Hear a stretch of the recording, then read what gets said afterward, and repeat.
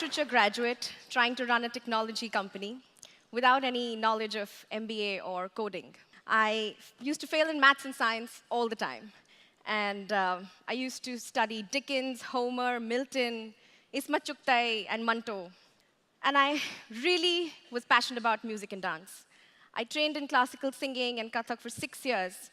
But like every other parent in India, I was told that these are just hobbies, and these are not going to get you jobs that pay your bills. So then I went to college, and I saw even more students suppressing their creative desires. They were all studying science and commerce and engineering, but during the weekends, they would transform into artists. Some were doing theater on the streets, some were running music bands and dance troupes, some were even doing cool science projects. But towards the end of college, everything stopped, and everyone was just running towards coaching institutes to prepare for MBA. This really angered me. I thought, why aren't people doing what they want to do? I mean, even I wasn't doing what I wanted to do. But I didn't have a solution. But I did know that the problem was that there was lack of money and social validation that stopped people from pursuing creative ideas. Then in 2011, I came across this concept of crowdfunding. Now, these people who fund these creative ideas are not investors. They are people who get an opportunity to back creative ideas and become patrons of these ideas. So in return, they do not get any monetary benefits, but they get exclusive first access or an opportunity to collaborate with these creators. So for example, say you funded a film. You would get probably producer credits or maybe a special screening at your own house. If you funded a comic book, then maybe the artist can name a comic character after you in the book. So these are these small, crazy rewards that people would get just as a way to say thank you. Now, I saw crowdfunding as a way to solve this problem, especially for independent artists in India. Because filmmakers, musicians, theater artists in India do not get the support of a lot of studios or investors to fund their ideas. But with crowdfunding, they could not only raise money, but also create a community around their ideas to support them in their creative ambitions, even for life. Crowdfunding had become a very, very famous concept in the US by 2012, but nobody in India was doing that.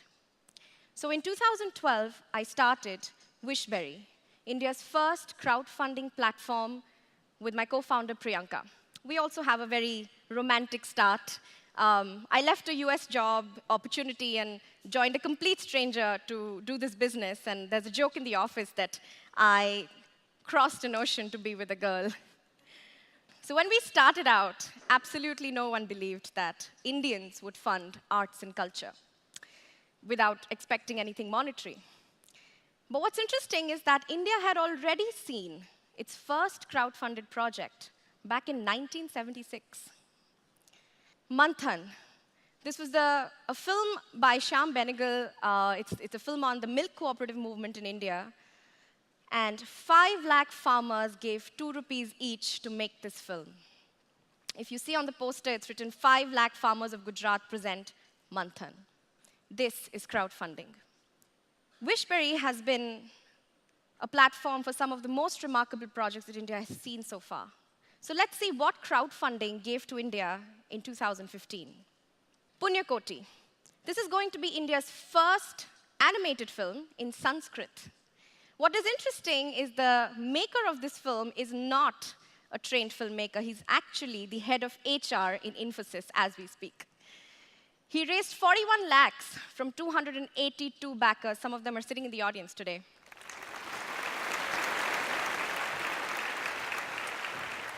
Lovability. This is not only India's, but the world's first matchmaking mobile application for the differently abled. This is an idea by a bunch of 21-year-olds. They raised 6 lakhs from 143 backers. Menstrupedia, India's first comic book on menstruation. There were 2 NID graduates who wanted to bust the myths around menstruation and went ahead and made a comic book about it. And several investors rejected it, thought it was a taboo topic, nobody's going to buy it. And then they went on Wishberry. They raised 6 lakhs from 200 backers. And then PNG took notice, and now they've gone global. They're available in many languages. Gunga Pehelwan. This is a documentary film about a deaf wrestler who's got India many gold medals, but nobody knows about him.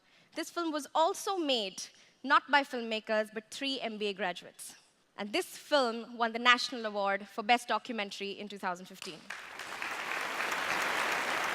So since 3 years of Wishberry, 250 projects have been able to raise about 5 to 6 crores from 11,000 backers.